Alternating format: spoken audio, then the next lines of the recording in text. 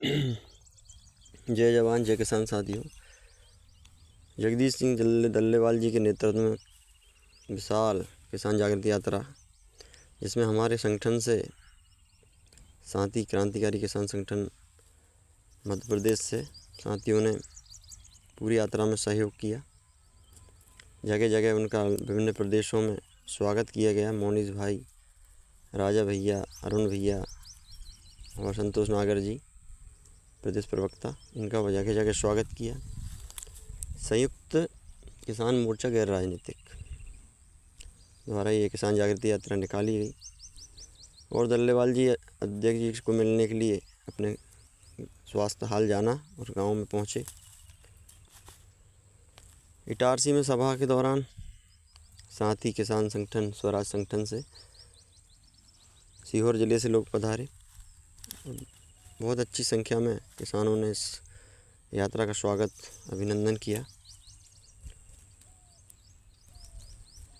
इटारसी की जयस्तंभ चौक पर एक किसान पंचायत सभा को संबोधित किया। मैं क्लियर कहता हूँ, डल्लेवाल कमीशन बना डॉक्टर स्वामीनाथन की अध्यक्षता में। क्रांतिकारी किसान मजदूर संगठन के अगर कमीशन की रिपोर्ट लागू नहीं की किसी ने सोलंकी जी तो कमेटियों की कौन सुनेगा, कौन मानेगा?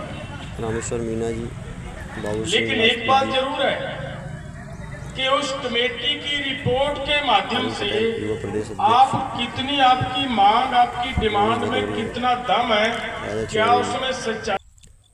सत्यपाल सिंह राजपूत। इस कार्यक्रम के पश्चात पत्रकार वार्ता नर्मदापुरम में आयोजित की गई, जिसमें पत्रकार बंधुओं से भी आग्रह किया गया कि आप इसका अच्छा प्रचार प्रसार करें। तत्पश्चात मां नर्मदा के घाट पर यात्रा का स्वागत सम्मान में जगजीत डल्लेवाल जी के साथ सभी साथियों का मां नर्मदा का चलचित्र भेंट करके स्वागत किया गया रेस्ट हाउस में। और फिर दिल्ली का नारा, दिल्ली चलो। अभिमन्यु कुहाड़ जी ने भी सभा को संबोधित किया।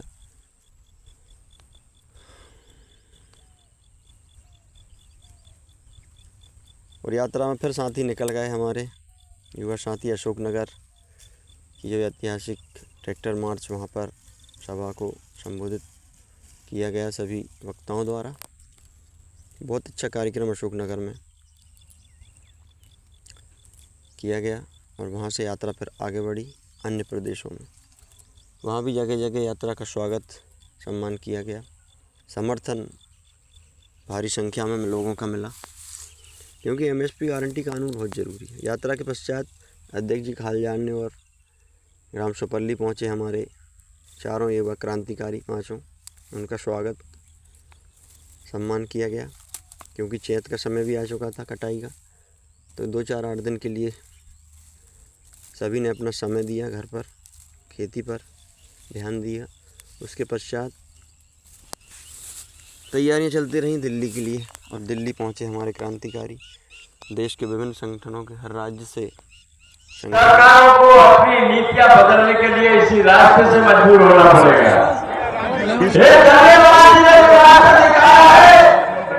मैं तो यहाँ पे कहता हूँ कि हमारे देश के भारत में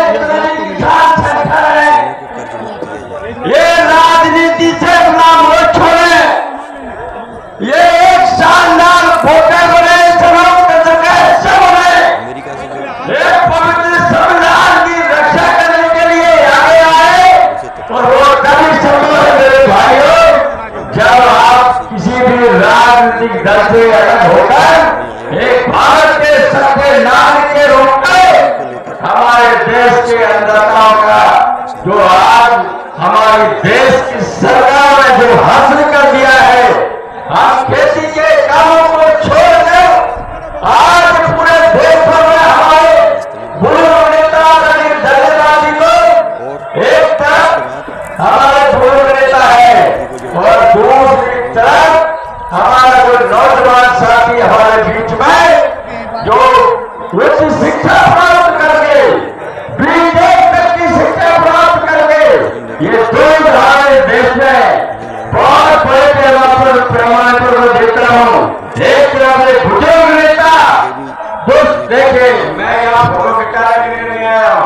मध्य प्रदेश से 1000 किलोमीटर की यात्रा करके यहाँ मंच पर फोटो खिंचाने नहीं आया हूँ। मैं अपने सवाल देश की सरकार से करने आया हूँ। इस देश की सरकार को सुनाने आया हूँ कि किसान की पीड़ा क्या है। इसलिए आपसे निवेदन करता हूँ संचालक महोदय, मैं जानता हूँ यहाँ बर्तन बहुत है, लेकिन ये मंच जो है ये मंच विचारधारा का मंच है। यहाँ पर हमारी सरकारों से लोग सवाल किए जाना चाहिए जो उनकी विचारधारा को बदलने को मजबूर कर दे। मेरे दोस्तों, आज हमारे देश में जो वर्तमान सरकार चल रही है, इस सरकार को लगातार 11-12 वर्ष हो गए हैं, लेकिन इन 11-12 वर्षों में इन्होंने किसानों की आर्थिक स्थिति को कमजोर करने का काम किया है। ऐसी नीतियां देश में बनाई जा रही है।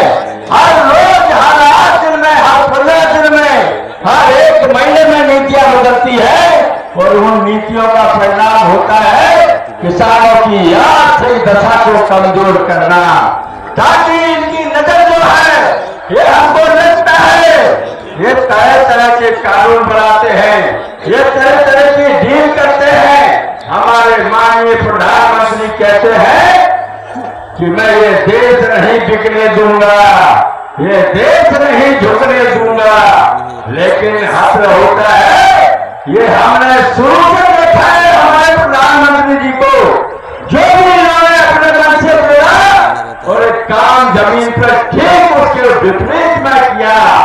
आपने भारत की संसद, जब आप पहली बार प्रधानमंत्री की शपथ लेने के लिए जब भारतीय संसद भवन के सामने आए, आपने साष्टांग प्रणाम किया, लेकिन आपने कुछ दिन के बाद में यह निर्णय किया कि वो संसद भवन को ही बदल दिया। आपने हमारे मध्य प्रदेश में जब माननीय मोदी जी की सरकार हुआ करती थी, इनकी शिवराज सिंह चौहान की, इन्होंने बोनस बढ़ा दिया जाता था हमारे किसानों को। देश में एकमात्र प्रदेश का राज्य था जो गेहूं पर बोनस पैदा करने से लेकर कटाई तक